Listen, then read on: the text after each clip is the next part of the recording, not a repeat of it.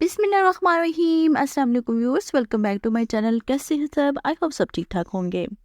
आज की वीडियो में मैं आपको एक ऐसी सब्जी के बारे में बताने जा रही हूँ जो नज़ला ज़ुकाम और खांसी में बहुत ही फायदेमंद साबित होती है। इस सब्जी का सूप इस्तेमाल करने से आपका नज़ला ज़ुकाम और खांसी चंद ही दिनों में गायब हो जाएगा। आपको महसूस हो रहा होगा मुझे भी आज नज़ला ज़ुकाम हुआ है, तो मैं भी इसी सूप का इस्तेमाल कर रही हूँ और आज की वीडियो में मैं आपको इस सूप की रेसिपी भी बताऊंगी। तो व्यूअर्स, मैं बात करने जा रही हूँ शलजम के बारे में। शलजम एक ऐसी माकूल सब्जी है जिसने अपनी तबीयी इफादियत के सबब दुनिया भर में शोहरत हासिल की है। इसी वजह से इसे हर तबका इसकी बेहतरीन सेहतमंद और ग़िज़ाइयत की वजह से अपने पकवानों में शामिल करता है। शलजम के सेहत के लिए तो बेशुमार फ़वाइद मौजूद हैं, लेकिन साथ ही खुसूसी तौर पर मौसम सरमा में इसकी सूप का इस्तेमाल नज़ला ज़ुकाम खांसी से मुकम्मल निजात दिलाता है। शलजम बिनाई को तेज़ और पेशाब की तकलीफ को दूर करता है। कब्ज़, खांसी, पथरी और जोड़ों के दर्द में भी मुफीद है। इसका अचार ज़ूदे हज़म होता है। ये कैलोरीज में कम होता है लेकिन ग़िज़ाइयत के लिहाज से ज़्यादा होता है। शलजम में फाइबर और विटामिन और फोलेट यानी बी विटामिन के साथ साथ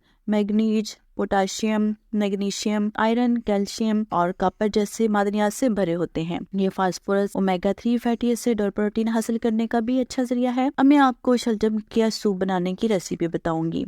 इसके लिए आपको 1 चुटकी मेथी दाना, मक्की के 7 दाने, 1 चुटकी काली मिर्च का पाउडर, 4 जवे लहसुन, दरमियाने साइज के प्याज के टुकड़े और इसके बाद 2 अदद शलजम, 1 चुटकी लौंग के पाउडर और हस्बे ज़ायक़ा नमक ले लें और फिर इन तमाम अशिया को आधा लीटर पानी में डालकर अच्छी तरह से उबाल लें और इसको ठंडा करने के बाद ब्लेंड करके रख लें। आमतौर पर इसका जायका बच्चों को पसंद नहीं आता, लेकिन दवा के तौर पर दिन में 3 चम्मच पिला दें तो ये उनके लिए बहुत फ़ायदेमंद साबित होगा।